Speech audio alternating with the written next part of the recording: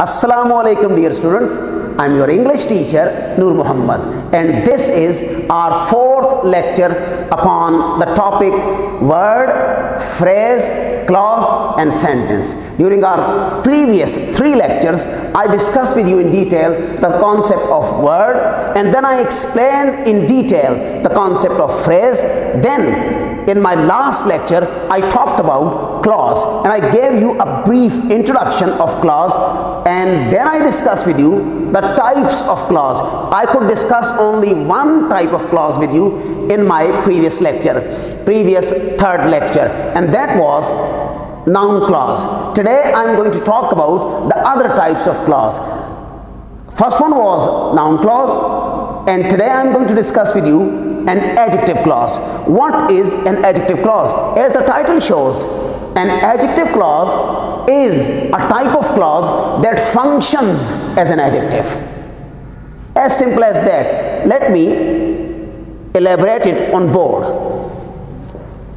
So here it is, an adjective clause. What is an adjective clause? A clause that functions as an adjective. The question is, if you understand the function of adjective, only then you would be able to understand the function of an adjective clause. What is the function of an adjective as a word class?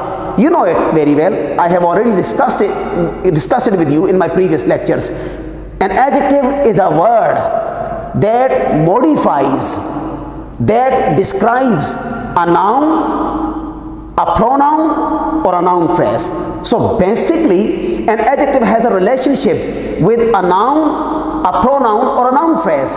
It describes or it modifies noun, pronoun, or noun phrase. If a clause with a subject and the verb, if a clause can perform the same function, describing a noun, describing a pronoun, or describing a noun phrase, then such a clause can also be called as a noun clause.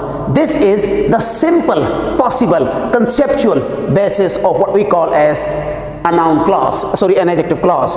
So this is it. An adjective clause is a clause that functions as an adjective, and here it is. What is the function of an adjective? This clause, it describes a noun, a pronoun, or a noun phrase.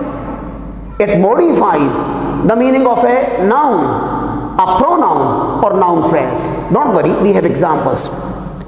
Here are some examples to understand how can a clause with its subject and verb describe a noun, pronoun, or noun phrase. Here is the first example. She is the girl that topped the class. First of all, let's divide this sentence into clauses. There are 2 clauses that this sentence consists of. This is the first one. She is the subject and is the verb. And you know that a clause consists of a subject and a verb. This is the first one, she is the girl, and this is the second clause. This is subject that, which is a pronoun, relative pronoun is a subject, and topped is the verb. So this is second clause, this is first clause. Out of these 2 clauses, one clause is functioning as an adjective clause, and that is the second one. How? If you look at this sentence closely, she is the girl that topped the class. This second clause is actually describing the girl. It is about the girl. That topped the class is about the girl that topped the class. So clearly, this clause, that topped the class, is actually describing the girl, which is a noun phrase. So any clause that describes a noun, a pronoun, or a noun phrase will automatically qualify for the status of an adjective clause. This is the reason we are going to call it as an adjective clause, because it is describing, it is actually describing the girl, which is a noun. I hope you have got the idea. So because she is the girl This is the first clause, and that top the class is the second clause, and the second clause that top the class is actually describing the girl. There is a difference between the girl and the girl that top the class. This is the reason why we say that top the class actually modifies the meaning of the girl. So a clause that modifies the meaning of or that describes a noun, a pronoun or a noun phrase qualifies for the status of an adjective clause. This is the reason we are going to call that top the class as an adjective clause. Let's analyze the second example. The man who helped you was my uncle. This is a little complex. Don't worry, I will simplify it. This one, who helped you, is one clause, and this one is the second clause. The man was my uncle. This is one clause. Who helped you is the second clause. The man is the subject, was is verb. So this is one clause. Who is subject, which is a pronoun, relative pronoun, and helped, this is actually the verb. So on the basis of the concept of clause, we can say the man was my uncle is a clause, who helped you is a clause. So one of them is actually, now let's talk about it. One of them is actually an adjective clause. And which one is that? This one. Who helped you? It is about the man. The man and the man who helped you. You can clearly see who helped you. This clause, second clause, is actually saying something about the man, which is a noun, or you can say noun phrase, because there are two words, the man, noun phrase. So this clause, who helped you, is saying something about the man. This clause, who helped you, is describing the man. And what is the man? A noun phrase. A clause that describes a noun phrase. A clause that says something about a noun phrase. A clause that says something about a pronoun or a noun qualifies for the status of an adjective. This is the reason we are going to call this second clause as an adjective clause, because it describes the man. And you can clearly see there is a difference between the man and the man who helped you. This difference, modification, is carried out by the second clause. So a clause that modifies a noun, a pronoun or a noun phrase is called an adjective clause. This is the reason we are going to call who helped you as an adjective clause on the basis of its function of modifying the noun man. This is, I hope, something that will help you to have a firm grip, a clear and solid understanding of the concept of an adjective clause. This was our discussion of an adjective clause. Let's move on towards the third type of clause, and it is adverb clause. What is an adverb clause? If you have knowledge and concept of adverb as a word class, as a part of speech, you will easily be able to understand an adverb class. If you have a knowledge of an adverb as a part of speech, if you have knowledge of adverb as a word class, I don't think there will be any difficulty for you to understand the concept of adverb clause. And what is it? I've just told you. A clause that functions as an adverb is called as an adverb clause. The question is, then what is an adverb? An adverb as a part of speech, as a word class, is a word that modifies, that adds more information to a verb, an adjective, another adverb, to all the parts of speech, to all the other words of word classes except noun or pronoun, and even that modifies, that adds more information to the whole clause. This word is called an adverb. I repeat, an adverb is a word that modifies, that adds more information to the meaning of a verb, an adjective, another adverb, all the other parts of speech, word classes except noun or pronoun, or to the whole sentence, to the whole clause. This is the basic concept of an adverb. On the basis of this concept, knowledge of adverb, we will be in a position to understand and identify an adverb clause. Let's come towards the board. What is an adverb clause? A clause that functions as an adverb. I have already explained it. And here is the extension. It, in other words, adverb clause. It adds more information or it modifies another clause.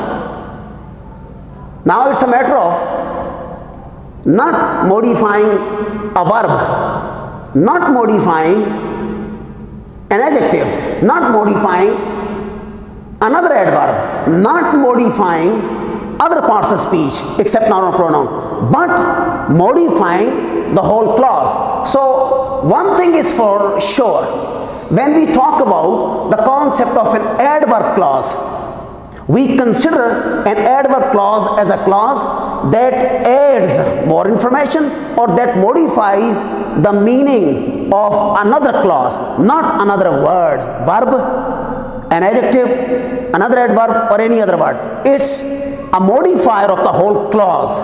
Keep that basic distinction in mind, basic point in mind. So this is why we say that an adverb clause adds more information to another clause, not verb, not adjective, not another adverb. Keep that in mind, remember. The whole clause, only the last part of the definition of adverb. It can be replaced with when, where, why, how, to form an interrogative. Yes, that's an interesting information. As I talked about a noun clause, I told you that a noun clause can easily be replaced by a noun, pronoun or a noun phrase. A noun clause can easily be replaced by what or whom to form interrogatives. In this case, an adverb clause can be replaced by a suitable when, where, why or how. All of them are actually adverbs, or they can be, all of them can be used as adverbs. So this is another distinction, another point that can help you to identify an adverb clause. I hope this information is useful for you, but examples will really clarify your concept. Here are examples. You will top the class if you work hard. Let's first of all analyze this sentence for clauses. There are two clauses. One, you will top the clause. You will top the class. You is the subject and will top verb phrase, verb. This is one clause, and this one, you is the subject and work is the verb. So this is one clause, this is second clause. And now the question is, which one of them is an adverb clause? This one is actually playing the role of an adverb. How? Because it is adding more information to this clause. You will top the class. And now adding more information if you work hard. That's the concept of adding more information. Saying something extra about the main clause, the independent clause. This is something that you need to keep in mind. And let's apply this one. You will top the class. Let's use the word how instead of this clause. You will top the class. How? If you work hard. See, this clause, if you work hard, can easily be replaced by how. This is the reason this clause can be called or should be called as an adverb clause. You will top the class. How? Don't use this clause. Omit it. Replace it with how, which is an adverb. You will top the class how. You will top the class if you work hard. That is why I say this clause is actually an adverb clause, because it can easily be replaced by an adverb how. I told you a basic grammatical principle. The like replaces the like. Keep that in mind. Let's come towards the second example. He is tired because he walked for miles. Let's analyze this sentence for clauses. He is tired is one clause. He walked for miles is another clause. This is subject, this is verb. One clause, this is subject, he, and then walked is a verb. So this is clause, and there is a conjunction in the middle, and then there is a conjunction in the middle that joins the two clauses. Now the question is, which one of them is actually an adverb clause? This one. How? You can clearly see he's tired. This is the main independent clause, and this clause is actually adding more information, extra information to this clause. He's tired because he walked for miles. Because he walked for miles is actually an extra information about he is tired. This is why we say that it is actually adding more information. It is modifying the meaning of he is tired. On the basis of this function, we can call this clause as an adverb clause. It's clear. Now the second thing is, as I told you here, he is tired. Why? Now remove the whole clause. He is tired. Why? He is tired. He is tired because he walked for miles. So see, this word why can easily replace this clause because he walked for miles. Because why is an adverb, so this clause is actually performing the function of an adverb clause, because the like replaces the like. Why can easily replace he walked for miles. So that's why this clause he walked for mile also has the properties, the characteristic features of an adverb, and we will call it as an adverb clause. Let's come towards the third example. My brother will come after he completes his home assignment. Let's analyze it for clauses. My brother will come. This is first clause, and the second one, after he completes his home assignment. This is the second clause. My brother is subject, will come, verb phrase. He is subject and completes is verb. So both of them are actually clauses. The question is, which one of them is actually an adverb clause? Clearly, this second one is actually an adverb clause. How? The question is, how is actually this one an adverb clause? Because first reason, because it is functioning as an adverb. It is adding more information to the first clause, which is an independent or main clause. My brother will come,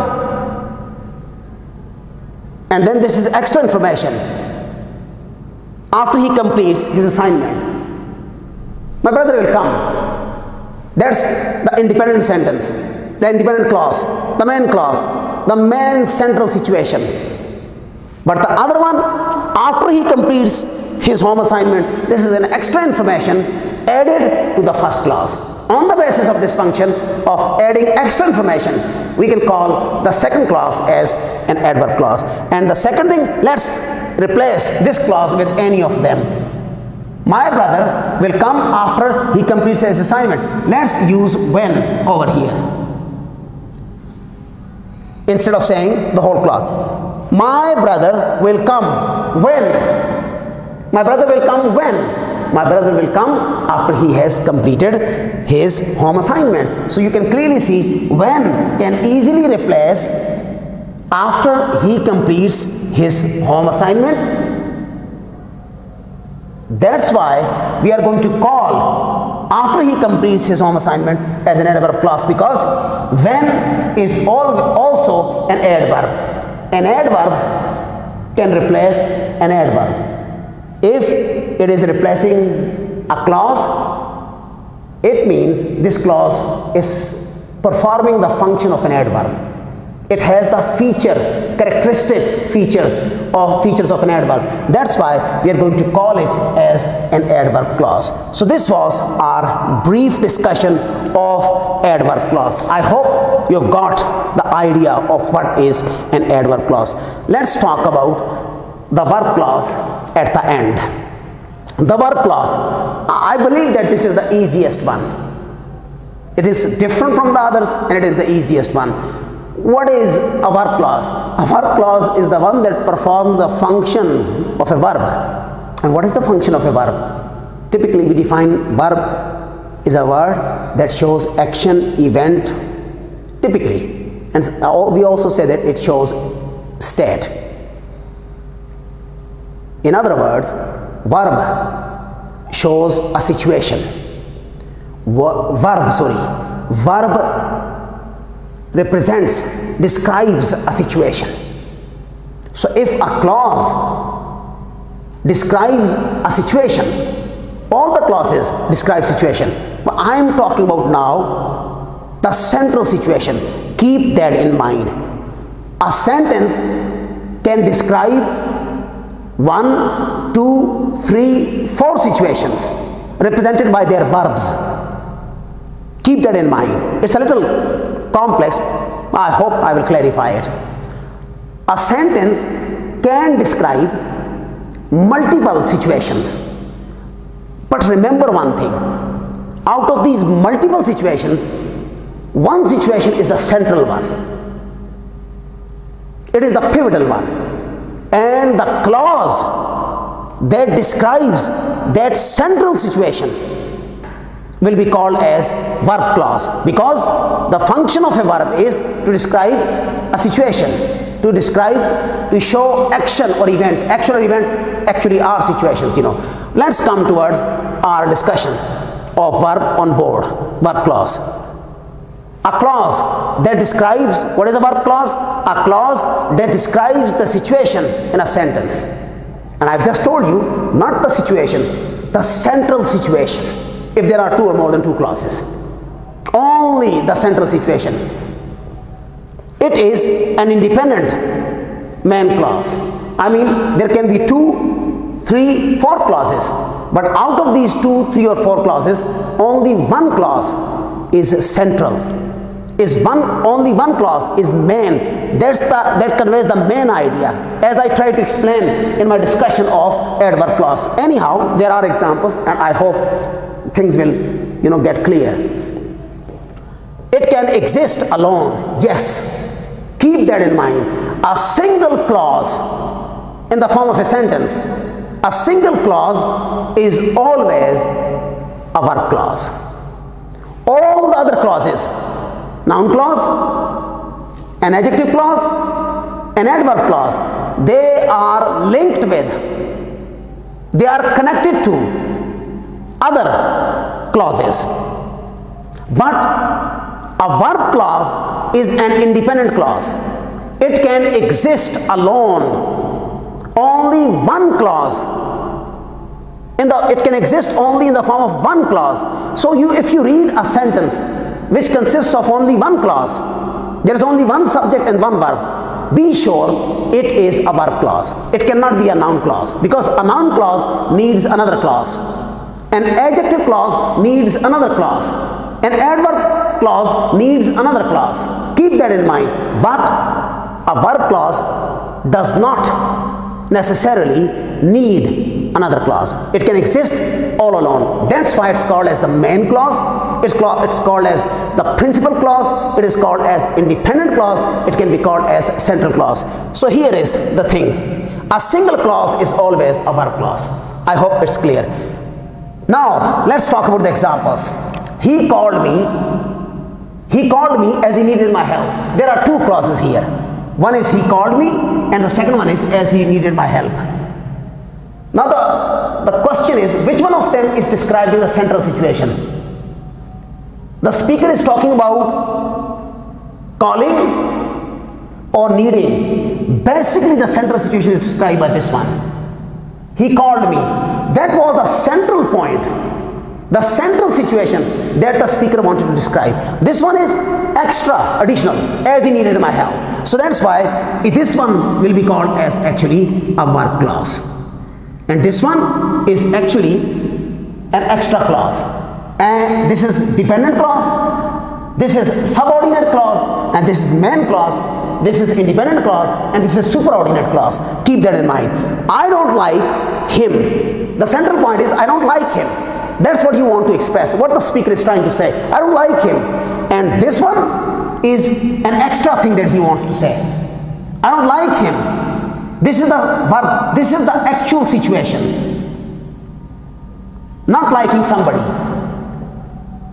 Because he's dishonest, that's an extra information.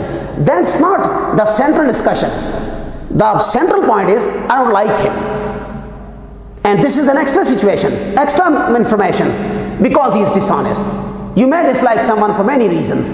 So that's why when the speaker says, I don't like him, that's the central situation, that's the central point that he wants to say. So this is verb clause, that's why.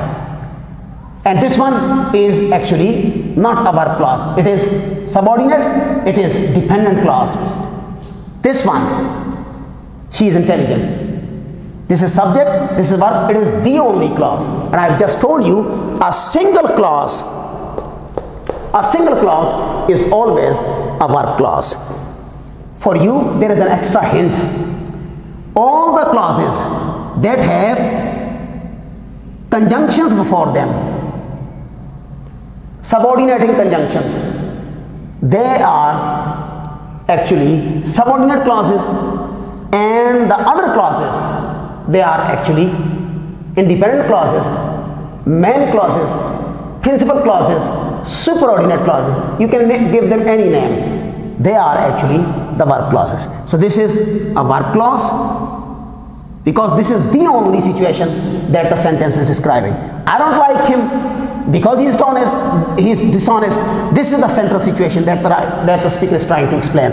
That's why this will be verb clause, and same is the case with this one. I hope I have been able to clarify your concept of clause and different types of clause. Thank you very much. Assalamu alaikum.